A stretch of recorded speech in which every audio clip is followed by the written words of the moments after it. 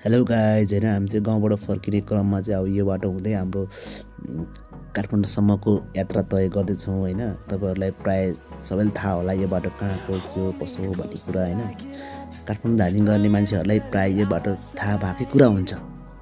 अब हामी भनेको चाहिँ अब यो पर्यटकभन्दा अलिकति यतापट्टि र मलेखु बजारबाट माथिको बाटो हाम्रो धादिङ जाने बाटो धादिङ छुट्ने बाटोमा चाहिँ यो बाटो पर्दैछ होइन। हजुरहरूले अब गेस गर्नु भएको नै होला, चिन्नु भएको छ होला।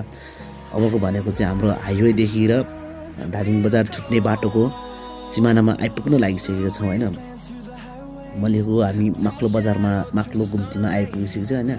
अब मलेखुको चाहिँ ठ्याक्कै पुल त्रिशुल नदीको ठ्याक्कै छुट्ने किनारा र हाम्रो धादिङ बजार आउने र हाइवे छुट्ने ठ्याक्कै सङ्गम स्थलमा आइपुगिसकेको छ होइन। अब यो घुम्ती कटेपछि ठ्याक्क हाम्रो मलेखुको पुल देख्नुहुनेछ हजुरहरूले होइन। एकैछिन वेट गर्नु होला गाइजहरू है।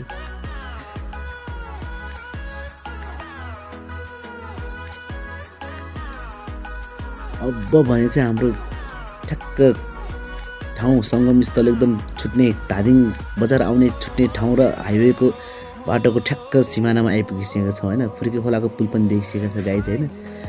तपाईँहरूले कसरी चिन्नु भएको छ, कसले चिन्नु भएको छ होइन। सायद धादिङ काठमाडौँ गर्ने मान्छेले प्रायः सबैले चिन्नु भएको नै हुनुहुन्छ होला जस्तो लाग्छ मलाई होइन। जहाँसम्म लाग्छ सबैले चिन्नु नै भएको छ। अहिले चाहिँ हामी अब उता धादिङ यातायातको गाडी आउँदैछ होइन। त्यस कारणले गर्दा चाहिँ हामी यहाँ बाटोमा अलि अगाडि आएर बसेको छौँ, रोकेको छौँ किनकि बाटो साँघुरो भएको कारणले बसलाई आउनु दिइरहेको छौँ होइन। अब भने चाहिँ हामी त्रिशुल नदीको पुल पार गरिरहेको छौँ गाइज होइन। अब हामी धादिङ काठमाडौँबाट आउने मान्छेहरूलाई पक्कै पनि थाहा होला कि धादिङबाट काठमाडौँ आउने र काठमाडौँबाट धादिङ आउने क्रममा चाहिँ धादिङ यातायात गाडीहरू प्रायः सबै यसरी क्यु लाएर बसिरहेको हुन्छ।